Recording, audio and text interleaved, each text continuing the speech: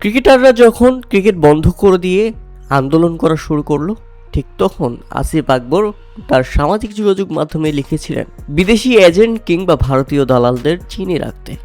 আর এবার আসিফ আকবরের স্ত্রী সালমা আসিফ লিখেছেন, বিপিএল এর খেলা বর্জনকারী খেলোয়াড়রা যদি আন্তর্জাতিক খেলোয়াড় হয়, তাদেরকেও বিসিবির উচিত হবে জাতীয় দল থেকে বহিষ্কার করা।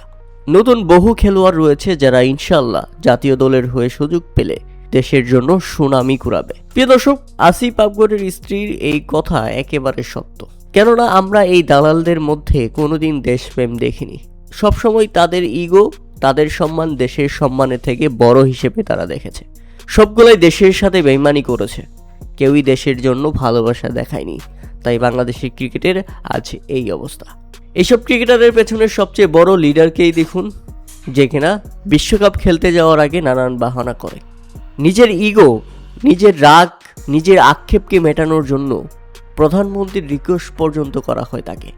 দেশের মানুষ তো চাচ্ছিল তখন তামিম ইকবাল বিশ্বকাপ খেলতে যাক, সবার অনুরোধ ছিল, তাকে প্রয়োজন ছিল, কিন্তু দেশকে এবং দেশের মানুষকে তিনি লাথি মেরে তাড়িয়ে দিয়েছেন।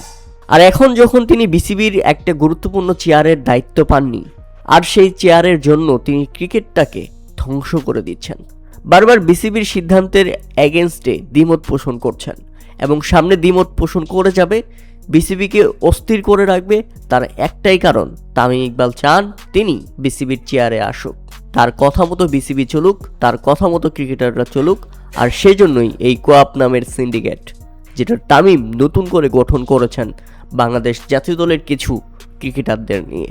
যেসব ক্রিকেটারদের কাছে নিজেদের ইগোর জায়গাটা দেশের সম্মানের চাইতেও বড় হয়, সেসব ক্রিকেটাররা কিভাবে দেশকে এগিয়ে নিয়ে যাবে?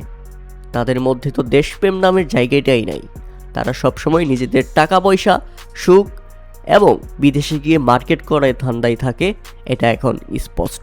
প্রিয় দর্শক, আপনাদের মতামত অবশ্যই আমরা কমেন্টে আশা করব।